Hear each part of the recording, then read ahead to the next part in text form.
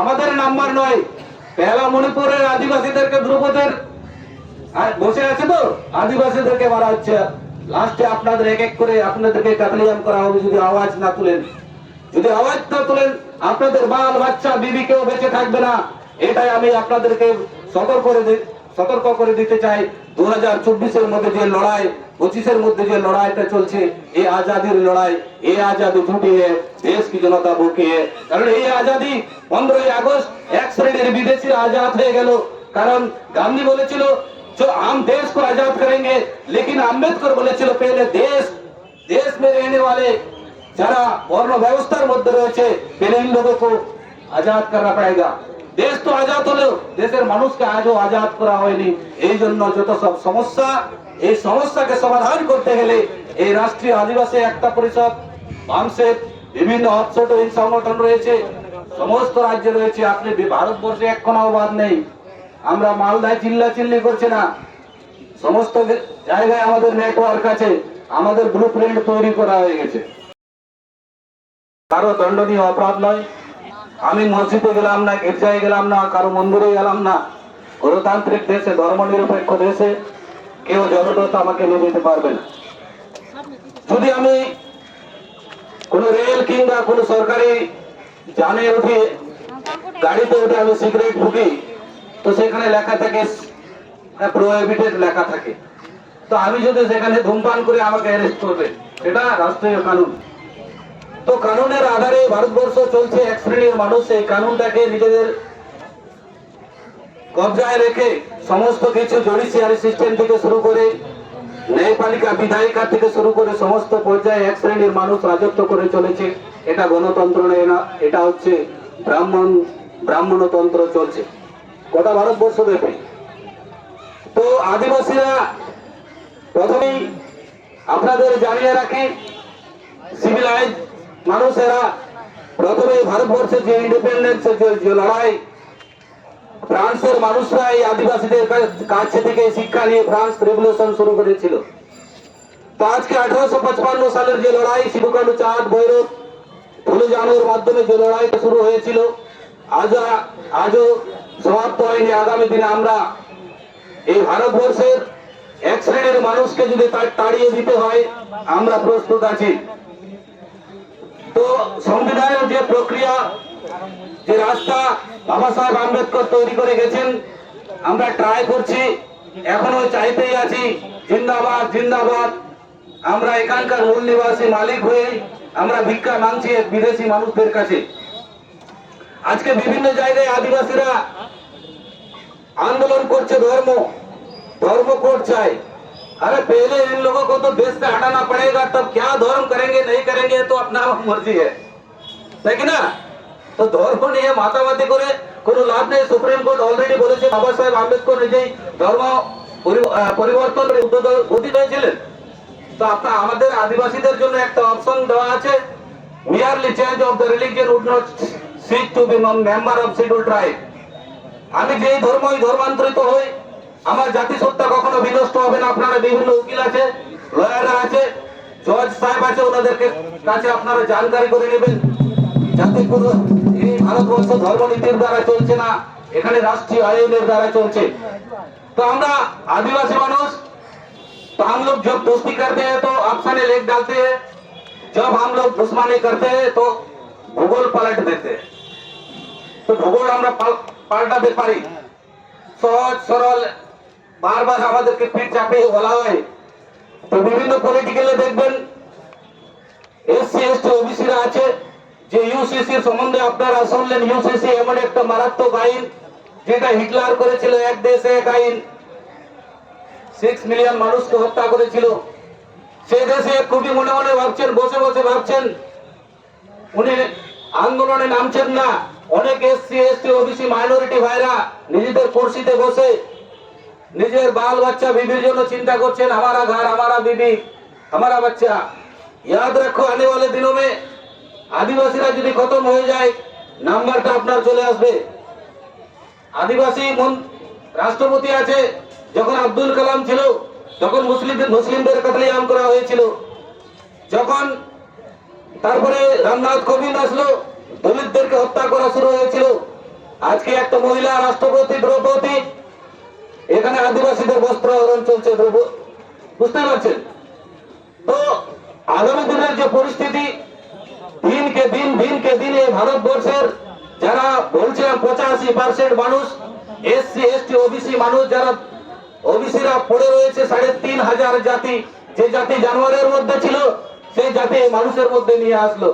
আপনি কোনো মুসলিম, আদিবাসী, অন্যান্য কমিউনিটিকে ওদিকে পায়খানা করতে বলুন, আপনি পায়খানা দেখে বলে দিতে পারবেন কোন জাতের পায়খানা?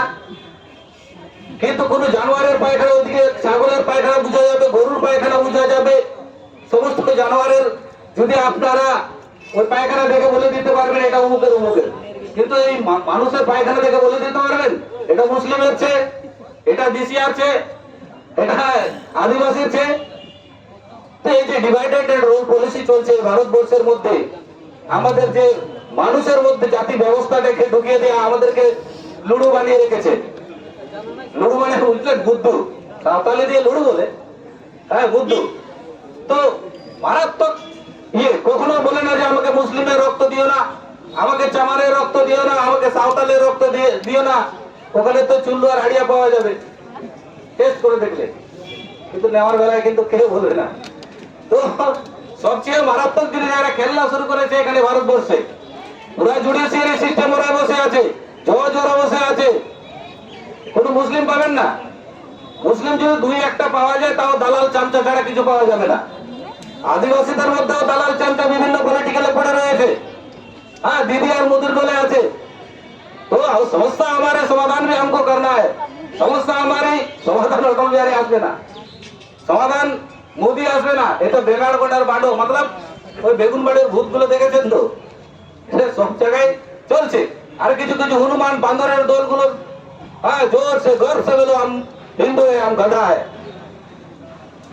আমরা গাধা নই, আমরা মানুষ। হিন্দু মানে কোনো ধর্ম নয়। কারণ আপনি সুপ্রিম কোর্টের এখন গুগলে সার্চ করুন what is the means of the Hindu, এখনই বেরিয়ে চলে আসবে হিন্দু মানে গাধা। আমাদেরকে হিন্দু বানাচ্ছে। তো হিন্দু কারা? যারা আমরা জিজিয়া কর দিতাম, আপনারা ভালো করে শুনবেন, ইউসিসি আইনে শুধু আদিবাসীদের মার যাবে না, যে মুসলিম যারা শরীয়ত আইন অনুযায়ী উত্তরাধিকারের যে সাকসেশন অ্যাক্ট গুলো রয়েছে, যাদের জমিগুলো বন্টন হয়, মুসলিমগুলো মারা পড়ে যাবে। কিন্তু এরা চুপচাপ বসে আছে, হয়তো অনেকেই বিচারধারা এখানে পৌঁছায়নি, অনেকেই কানুন জানে, ল জানে না। সাঁওতাল যারা আছে আদিবাসী 850টি জাতি, আপনারা WBLR অ্যাক্ট চ্যাপ্টার 2 এতে পরিষ্কার ভাবে লেখা রয়েছে, শিডিউল ট্রাইব যারা আছেন কাস্টমারি ল অনুযায়ী নির্দিষ্ট জাতির যদি নির্দিষ্ট প্রথাগত আইন থাকে তাহলে সেই আইনই প্রযোজ্য হবে উত্তরাধিকার ক্ষেত্রে। কিন্তু কয়টা আদিবাসী জানে? হিন্দু সাকসেশন অনুযায়ী আপনাদের জমিতে এখানে উকিলও জানে না, অনেক উকিল জানে না আদিবাসীদের জমি কিভাবে বন্টন করা হয়। হিন্দু সাকসেশন অ্যাক্ট অনুযায়ী বন্টন করে বিএলআরও ডিপার্টমেন্টে দেখবেন, বিভিন্ন বিএলআরও ল্যান্ড ডিপার্টমেন্টে এই বুদ্ধগুলো নিজে বসে ওখানে আদিবাসীদেরকে সাকসেশন অ্যাক্টে, হিন্দু সাকসেশন অ্যাক্ট 1956 অনুযায়ী ওদের জমিটাকে বন্টন করে চলেছে। আদিবাসীরা জানেই না, এদেরকে লুডু বানিয়ে রেখেছে। শুধু মুসলিম বলে নয়, আরো আদার্স যারা কমিউনিটি রয়েছে, উড়া মুন্ডা কোল মিল ও লিম্বু তামাং সমস্ত জাতির এই কি বলে ইউনিফর্ম সিভিল কোড যেটা আসছে, এটা দিয়ে সবাই মারা পড়ে যাবে। যেটা বলছিলাম, খুবই বসে বসে ভাবছে যে মুসলিম ইহুদিयों को कत्लेआम किया जा रहा था तो हम खामोश थे क्योंकि हम ইহুদি नहीं थे। কারণ ও বলছে যখন ইহুদিকে মারা হচ্ছে তখন আমি চুপচাপ বসে আছি, কারণ আমি ইহুদি ছিলাম না।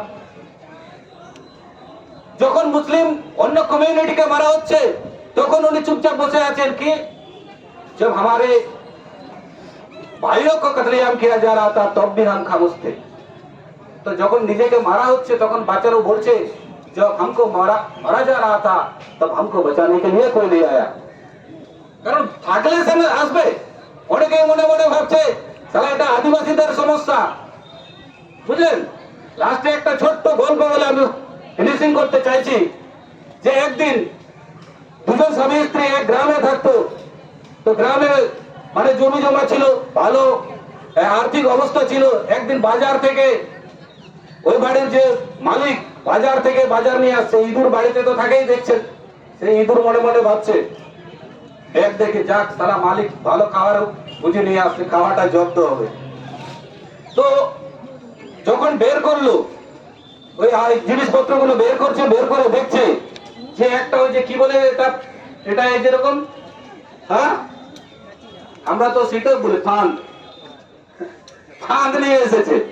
ওই ফাঁদ দেখে ইঁদুর গিয়ে বলল, হ্যাঁ এক মুরগিকে, মুরগি বলছে এটা তোমার সমস্যা ভাই, আমার নয়।